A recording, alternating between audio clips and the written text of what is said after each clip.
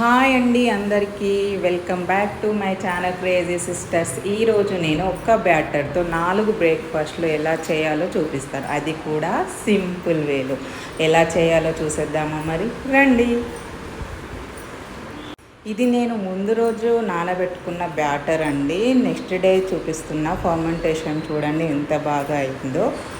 Fermentation ఇలా అయితే నాకైతే చాలా బాగా అనిపిస్తుందండి.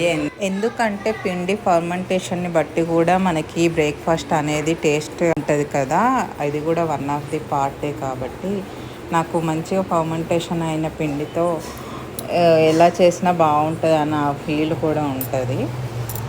సో ఇక వీడియోలోకి వెళ్ళిపోదాము. ఫస్ట్ అయితే నేను ఆ ఫర్మెంట్ అయిన బ్యాటర్ని వేరొక బౌల్లోకి తీసుకుంటున్నా, ఎందుకంటే అది ఎక్కువగా ఉంది కదా క్వాంటిటీ.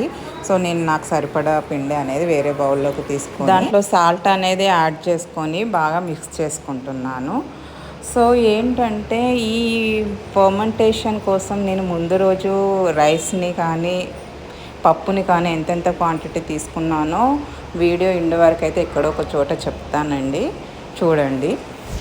సో నెక్స్ట్ అయితే నేను బన్ దోశల కోసం అనేసి నేను ఈ బ్యాటర్ తీసుకుంటున్నాను. దాంట్లో ఓన్లీ సాల్ట్ వేసుకొని మంచిగా మిక్స్ చేసుకోవాలి ఒక 2-3 మినిట్స్. అలా మిక్స్ చేసుకుంటేనే దోశలు అనేవి మంచిగా పొంగుతాయి, బన్ను దోశలాగా ఇట్లా స్పాంజ్ దోశలాగా వస్తాయన్నమాట. సో దానికోసం మనం బ్యాటర్ని బాగా మిక్స్ చేసుకోవాలి.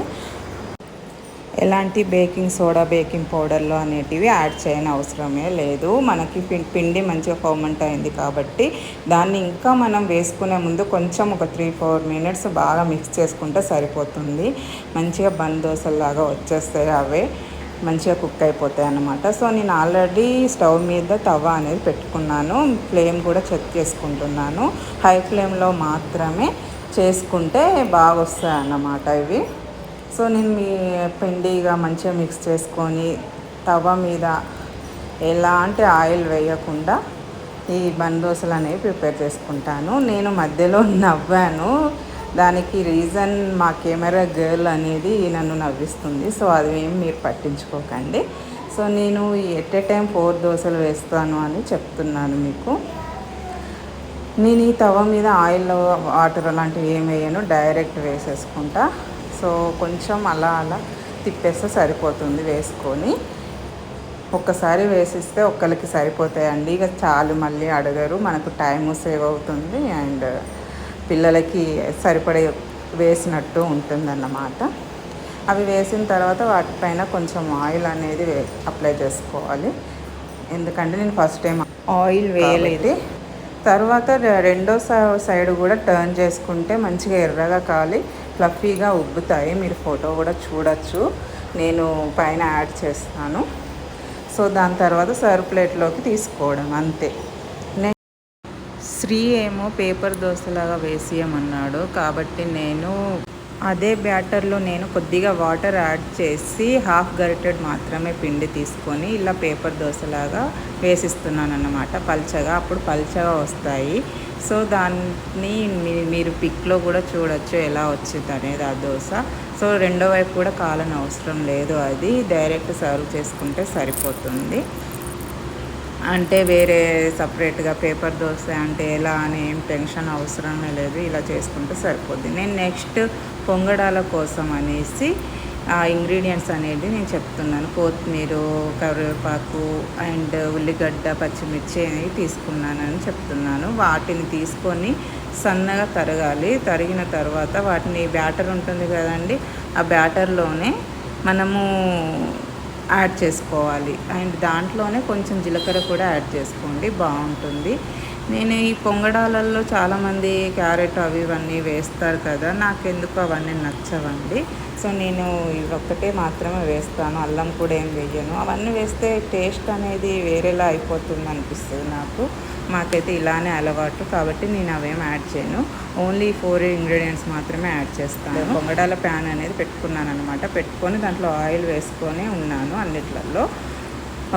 ఆయిల్ హీట్ అయిన తర్వాత ఆ గుంటలన్నిటిలో నేను బ్యాటర్ అనేది వేసుకున్నాను అన్నమాట. వేసుకొని వాటిపై నుండి కొంచెం ఆయిల్ వేసుకున్నాను, అట్లా వన్ డ్రాపు, ఎందుకంటే స్టిక్ అవ్వకుండా ఉండడానికి. అందుకేనేమో వీటిని గుంట పొంగడాలు అని అంటారు, గుంటలలో వేసుకుంటాం కాబట్టి. సో వాటిపైన లిడ్ పెట్టేసేయాలి. ఇక అవి కుక్ అవుతాయి. మనము అవి కుక్ అయ్యేలోపు నెక్స్ట్ బ్రేక్ఫాస్ట్ అనేది ప్రిపేర్ చేసుకుంటాము. ఊతప్పం కోసం ఆయిల్ వేసుకున్నాను తవా పైన. ఆయిల్ హీట్ అయ్యాక బ్యాటర్ అనేది 2 గరిటెలు వేసుకోవాలి.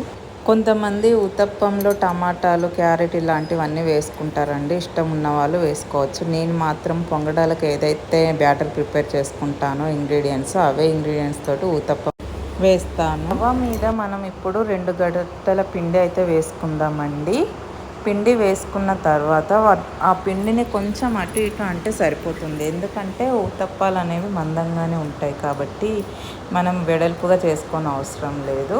అవి ఎలాగైనా కుక్ అయిపోతాయి, లిడ్ పెడతాం కాబట్టి. సో నేను అలానే 2 గరిటెలు వేసుకొని అటు ఇటు అని ఆయిల్ అనేది వేసుకోవాలి వాటిపైన. ఎందుకంటే ఉత్తప్పం మందంగా వేస్తాం కాబట్టి కుక్ అవ్వాలంటే ఆయిల్ కంపల్సరీ వేయాలి.